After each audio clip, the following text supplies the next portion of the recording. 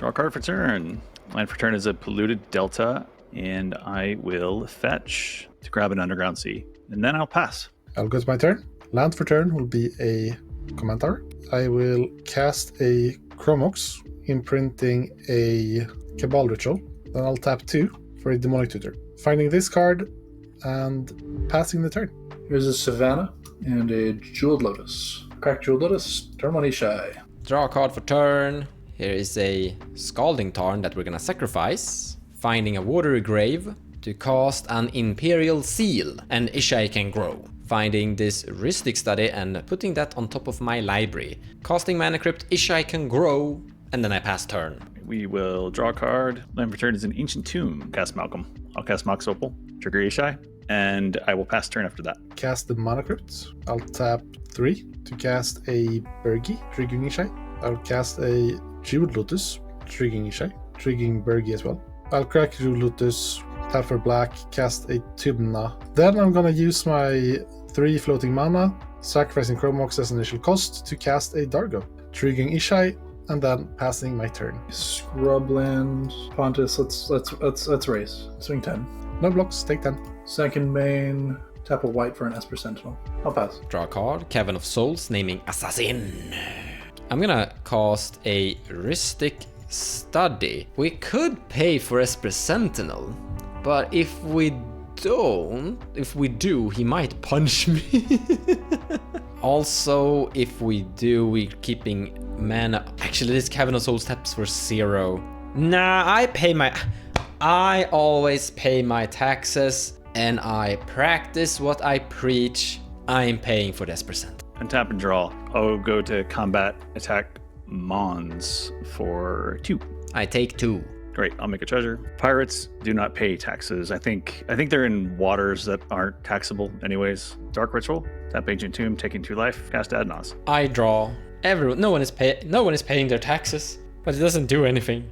I pass. Adnos resolves, and we'll start flipping. Vampiric Tutor, Arid Mesa, Misty Rainforest, Rhystic Study, Mayhem Devil, Flooded Strand, Professional Facebreaker, Defense Grid, Steam Vents, Ledger Shredder, Mind Break Trap, oof, the face, Dispel, Wishclaw Talisman, Mox Diamond, Deadly Relic, Grim Tutor, ew. We're paying our taxes in pain. Brain Freeze, Conqueror's Flail, and Psych Rift. I will stop there. I'll put a Misty Rainforest into play. I will fetch, go down to 2, Living on the Edge, found a Volcanic Island. I will use this to play Mox Diamond, and I will pitch Flooded Strand. Cast Dockside, make 4 treasures, cast Cabal Ritual. 3 black I will use for Wishclaw, and then I will activate Wishclaw, giving it to Mons. All right, from here, I will crack all my treasures. I'll make 2 red and 2 blue. First, I will cast Underworld Breach, and then I will cast Brain Freeze, and hope that I hit Lion's Eye Diamond, or Lotus Petal, or just something to increase the storm count. All right, storm count is 8, so I will mill, if my math is correct, 24 cards. All right, so it's Otawara, Artificial Evolution, Siren Storm Tamer, Mana Crypts, Morphic Pool, Mox Amber, Jeweled Lotus, Mystic Remora, The One Ring, Spell Pierce, Imperial Seal, Mount Doom, Plaza of Heroes, Flusterstorm, Grim Tutor, Swan Song, Simian Spirit Guide, Watery Grave, Opposition Agent, Mana Confluence, Soul Ring, Force of Will, and Fierce Guardianship. So we didn't get Lion's Eye Diamond, but we have some options. What we will do is we'll escape a few things to cast Mox Diamond and Mana Crypts. And then we will use these 3 to cast Soul Ring. From there, Brain Freeze in our graveyard. And then we will Brain Freeze again to put a bunch of cards in the graveyard. Right, and we need that Mox Amber for the blue mana, or we could use our treasure. Milling 30. Okay, the big brain things have paid off. So Lion's Eye Diamonds was milled as well as Thassa's Oracle, among everything from the Storm Count. So then I will exile a few more cards and then cast Thassa's Oracle to win the game. Hi everybody, and big welcome to cEDh TV gameplay. This time me, Pontus, and Redrick, joined by the Tangelo. Hello, hello. So basically the idea behind this deck is there's a lot of really good cards in the format that we've seen, stuff like Rhystic Study, that are interacting specifically with the multiplayer aspect. You know, the more your stuff your opponents are doing, the more value you get. And in a really roundabout way, that's kind of what Ishai Ikra is doing. Every time a player casts a spell, Ishai gets power. Ikra Shidiki turns all of that power and toughness into life, and then stuff like Necropotence and Adnaz will turn that into card draw. And so it's a really roundabout way of generating card advantage with really big beaters in the command zone for some fantastic longevity. Today I'm bringing back Tymna Dargo. I'm currently trying out the new card Dalmi in the lists, and in Goldfishing so far, in 20 games, I've never seen them. So hopefully I get to try them this time. But it's just your standard Tymna Dargo, Gober, Adnos, Breach stuff. I'm playing the new Etrata Assassin Tribal. Kinda excited about this actually, because I kinda wanna see and how it feels to steal my opponent's cards and turn them into creatures. So we don't have many assassins. We're not going mega into the Assassin Tribal, but we have a few. The core game plan more or less is something like an Adnos, or just potentially also overrunning our opponents with something like Arcane Adaptation or Maskwood Nexus. And like Pontus, it's a pirate's life for me. I'm playing Malcolm and Vile Smasher. Typical shell we're seeing here, so all different ways to generate mana, as well as Glinthorn Buccaneer. We have Necropotence as well, and Born Upon the Wind. A couple different options we have here with this shell, as well as Underworld Breach, Lionside Diamond. You know, the good stuff. I like this hand, but what's our plan? That's what I'm thinking about. So we can do Mox Diamond and something else. We don't have anything to really do on turn one.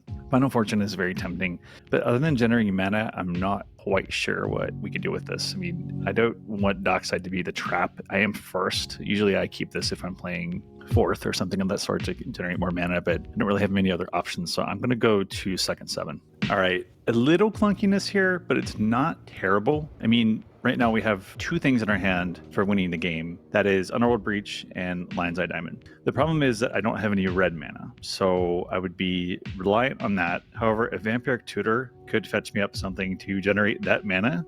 I could just go crazy and try for Brain Freeze in this case.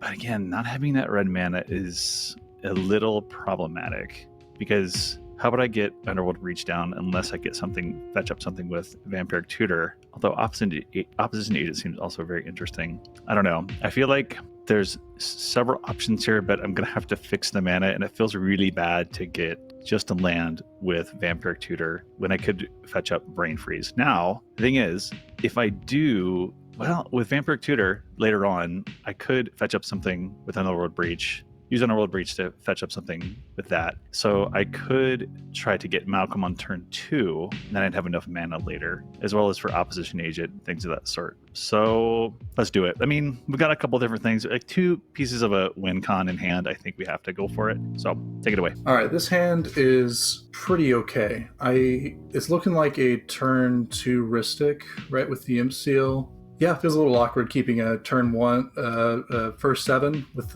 playing with the Mulligan Masters, but yeah, it'll do. Let's draw starting 7. This hand is a bit too slow to be good. It kind of has the things you would want, but it's just a turn 2 Facebreaker into like combat turn 3 with Diabolic Intent. I would probably keep this at 5, but not at the first 7. So let's go to second 7.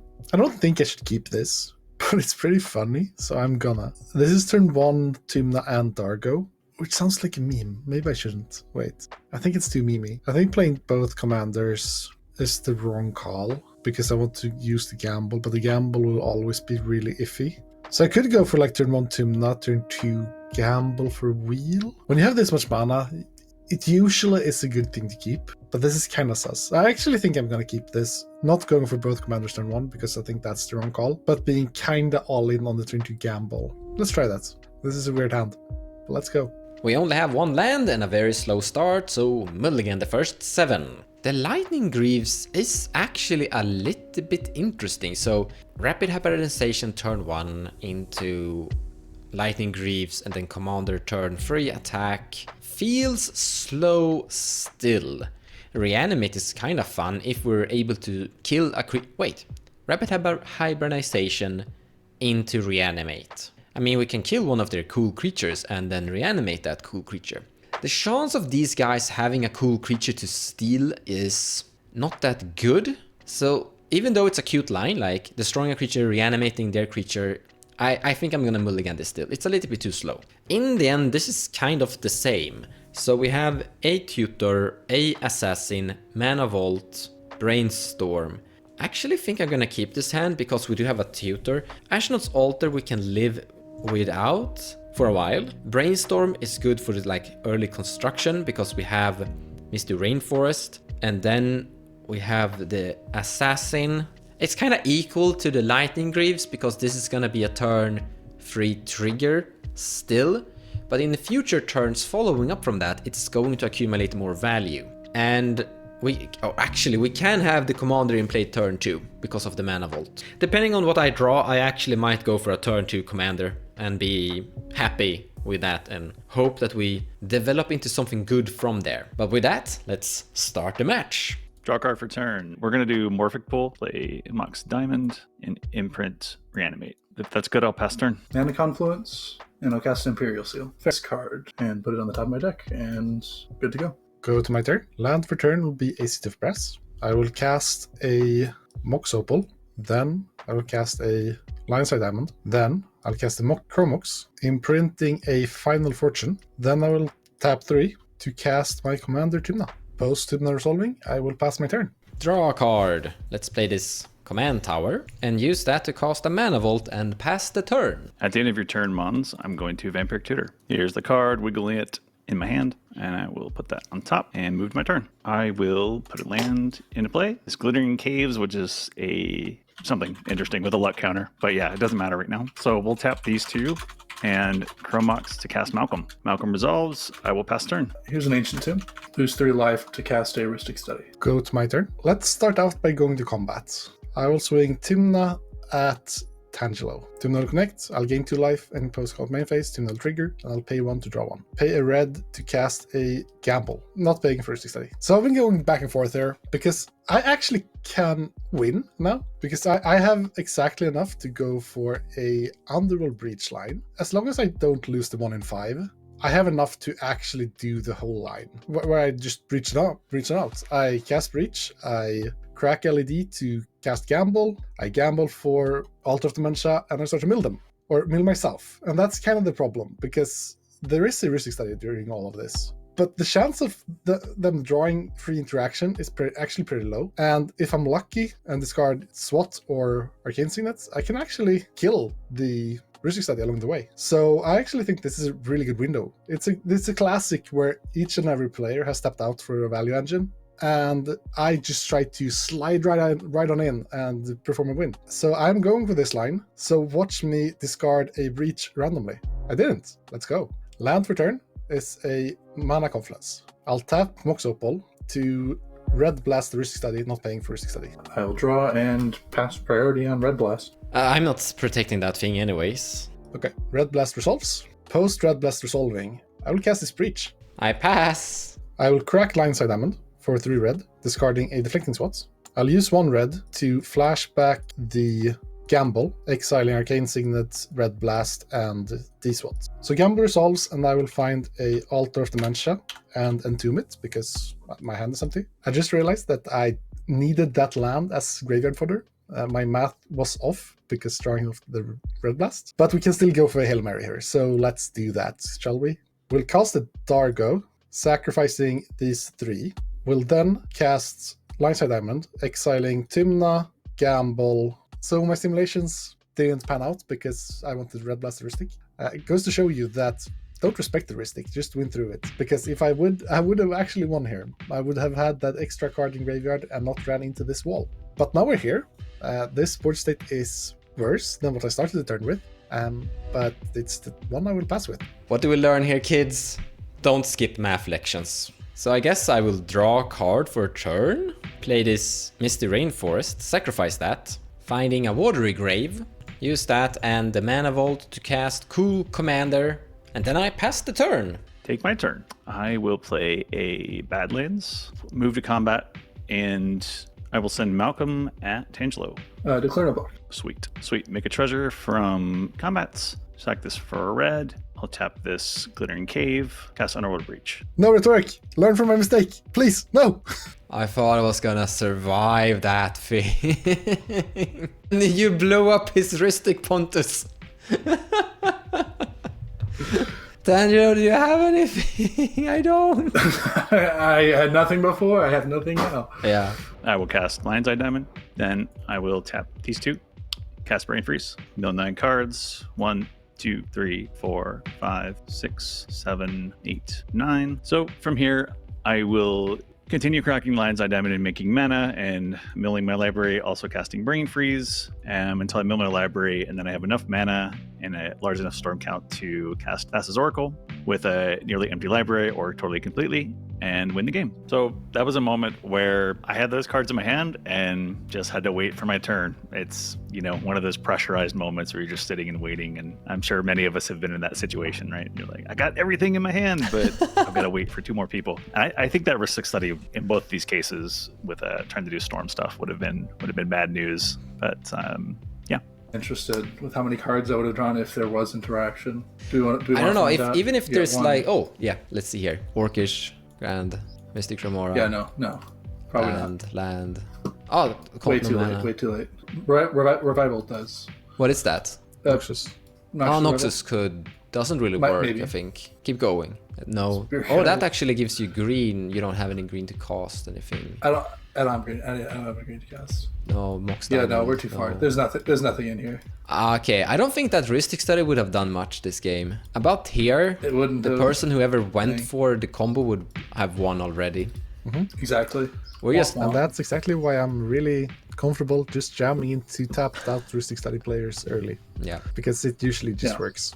Unless you simulate discarding the land and then play the land and then are 1 card short because you can't do mental math with so many breach steps ahead. Yeah. Skill issue. It happens. Don't worry about it, Pontus. We've all been there. This game, I really felt like I was participating. I really felt like I was in the game.